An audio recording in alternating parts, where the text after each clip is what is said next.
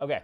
Other questions right here? I just wanted to clarify on the ebook thing. You said that Tor owns the rights to the books that they publish for you. Does that mean that they get all the money for any ebooks they sell? Or Yes, and then I get 25% of what they get. Okay, so lower than what you would normally get if you were publishing your own ebook. Yes. Oh, yes. Much lower than if you're publishing your own. You'll get 75%, but no, actually, you'll get. Here's the thing, and this is why the big battleground. Let's say you've got for ease of computation a $10 book. All right. Normally, with most ebook, if you do it yourself, you're going to make $7.50 per book. Right. If you are with a publisher, they make $7.50, and you make 25% of that, which is math majors. 25% of 7. It's going to be just over $2, right? Or no, just under $2. So you'll make like what, 175 or something like that. Okay, don't laugh at my my terrible math. So the other 250 is going to Amazon or the. Yeah. This is going to Amazon or whatever the seller. So. So 25%. It's not a 25% versus 75% comparison. It is a 25%. It's a 75% versus 25% of 75% comparison. Okay. Yes. It probably goes without saying, but you probably want to be pretty accommodating if you're a new author. It depends. A negotiation like this for a contract really depends on how excited they are about it, whether other people are offering on it. You're as a new author and as an established author, the only thing you have as a bargaining chip is to walk away. And how badly they don't want you to walk away determines how many concessions they'll make. And so if you've given it to 3 publishers and they all love it and are bidding against each other, you going with one of those others, like there's a legitimate walk threat.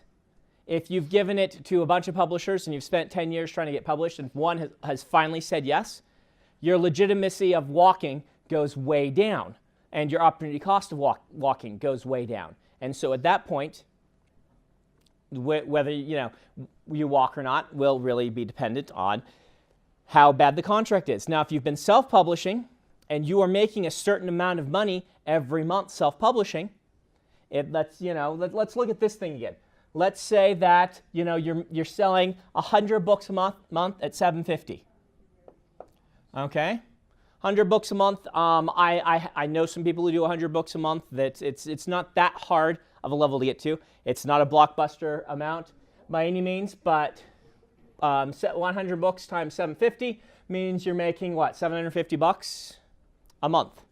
So $750 a month off of a single book means that they're not going to be selling for $7.50. Let's be realistic. You're probably selling them for $2.99. So let's make this more real world. $2.99 is your book by yourself. You're making about $2 off of it, just for ease. You're selling 100 books. You're making $200 a month. Okay. The publisher is probably not going to price theirs at $2.99. They're probably going to price theirs at $6.99. Of which your 25% of 75% is, somebody tell me, that has a calculator or that is like a genius. Okay, none of us are geniuses. What's that? 1.3. 1.3? Yeah. Okay, so 130. That's probably what a more reasonable distinction. You're going to be making less per copy, and the question is, will they then sell way more copies than you are selling? And who knows? I mean, 100 copies a month is still a pretty solid sales point for a book. By contrast, Mistborn sells 500 copies a month in print. I don't know what it sells in ebook because I don't get monthly reports. But print, I sell about 500 copies a month of it. One of my standalones, like Elantris or Warbreaker, sells around 300. So, yeah. Why are the numbers on ebooks so bad about getting reported? Do you think that's going to change? The reason they're bad about being reported is that in print books we have something called the Nielsen reports. And Nielsen doesn't do the ebooks because Amazon has no reason to offer them the money, the statistics. Nielsen will report them if Amazon did. Amazon doesn't have to. The reason Nielsen works is because all the big point-of-sale distributors like Barnes & Noble, and there was enough competition in there that they all wanted to know what everyone else was selling. And so they gave their numbers, and in return, got everyone else's numbers. And that's how the deal worked. And so it's the Nielsen ratings for books. But with ebooks, Amazon is the big player in the field. They have no reason to give up that information, and so they don't. So, like, with this Nielsen ratings, can anyone look them up? No. Anyone can't look them up except Amazon did a deal with them to get your print Nielsen ratings through Amazon if you're a self-published author. So you can get your Nielsen ratings through them. There is some concern of how accurate they are through Amazon. Some of the comparisons aren't necessary, but I get them through my agent. I actually don't get them through Tor. Your publisher will probably not give you these because the publisher basically has, it's not really a, it's just that the publisher, the people who get this are the marketing department who's paying attention to it, and they'll share it with the CEO, but the editor doesn't ever see it, and the editor would be the one who would give it to you. I get it from my agent as a service provided by Jabberwocky. It is a service that Jabberwocky provides for all its clients. Some agents do that, some agents don't. One of the reasons why I like Joshua. Can you publish through multiple online publishers? Yes, yeah. Your own websites? Yes, but How do rights work? the rights with that usually are, remember when you're publishing with a, if you're self-publishing, you are not giving up any rights to Amazon any more than you're giving up rights to Barnes & Noble when they sell your book in the store. The thing that Amazon and basically all of them have is if you put it on sale for one group, you have to put it on sale for the other group. So for instance, you can't put it on Amazon for $2.99 according to Amazon's contract and $1.99 on your website. You have to put it at $2.99 on your website also, and if you lower the price on your website, Amazon has the right to lower the price on their website. Okay?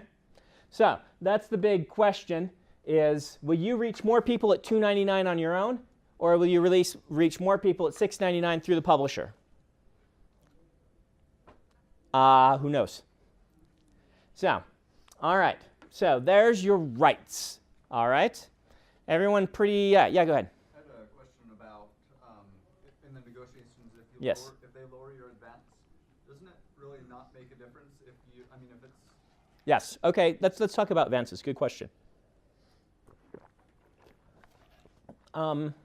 Assuming royalties are the same, and they're going to be the same for you as everyone else unless you hit the level of popularity like right above Robert Jordan.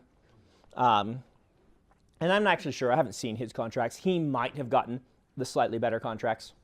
I haven't seen those. But let's just assume that's kind of like the break point. And after, that's like the Wheel of Time sells like 1 million copies in hardcover in the US, between 500,000 and 1 million. So you go to the next popularity level of like the 2 to 5 million mark. Maybe they are getting, but everybody else underneath is getting basically the same royalty rate. So the question is, if you're getting the same royalty rate as Brandon, why does it matter if your advance? You could have your advance be $1, and at the end of the day, if we both sell the same number of copies, we have earned the same amount of money. And that is true. And that is one argument philosophically that some people follow. This is, you'll find a lot of authors that publish with Bain, which is a smaller house, much more friendly, much more kind of author-oriented than the larger houses. Bain will not pay big advances, but will pay the industry standard royalties, and you'll end up earning the same amount on the end. The argument the other way is the more money that the publisher has to sink into the book up front, the more publicity and the more important the book will seem to the publisher. Whenever you see big announcements of books, it's because the publisher's paid a lot. The publisher paid $5 million for this book. It must, they have sunk this much money into it. They're going to have to do something, right? Something big to make it work. And anytime you see news on a book, it's going to be because they got a big deal. And so the big deal can be its own buzz. And there's it is a sunk cost fallacy. It is a fallacy, but it is the feeling that if you spent this much money for a book up front, you better then sink a whole bunch more into it to make sure that it's a success. Otherwise, you look terrible and you've just wasted all this money, right? So That's the back and forth argument. You don't want to end up, as I've told you before, it is bad to get so large in advance that you are seen as a failure where you otherwise might not have been seen as one. We talked about that in class.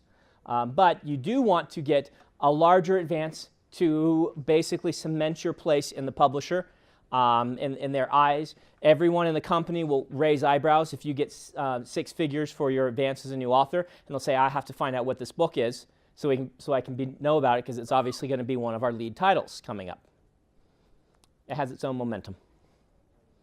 But really, in the end of the day, a good agent and a good publisher, what they're looking to do is find the fair price for a book, so that you're getting up front basically what the book's going to earn in a year is what's considered the kind of fair price. You get that money up front, you get the interest on it, so it is a little bit more money, and that's in most cases what they're looking to do. Very new authors, that's going to be lower than that. Very established authors, it's going to be higher than that for reasons we talked about in class. Other questions? Yes? So these contracts are being communicated to your agent if you have one, Yes. and then your agent communicates to you. Yes. Okay, so it's before they have to check with you, and then you talk to them, and they Yes. Okay. Right. Your agent will consult with you, and then you will say yes or no, and they'll give you advice. A good agent is not going to say, is not going to make the decision for you. They're going to try and weigh all these things for you and give you advice and say, I wouldn't sign this contract because of this, but if you decide to, here are the ramifications. Go into it with your eyes open, and if that's something you want, go for it. Joshua wanted to take Elantris and shop it around. He felt he could get a bigger advance if we played the field. He was probably right. I wanted to be with Tor for kind of thematic reasons. I like Tor's books.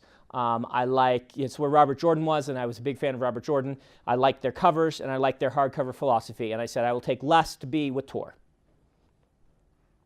It ended up working out for me. So, there you go. Those are the big ones.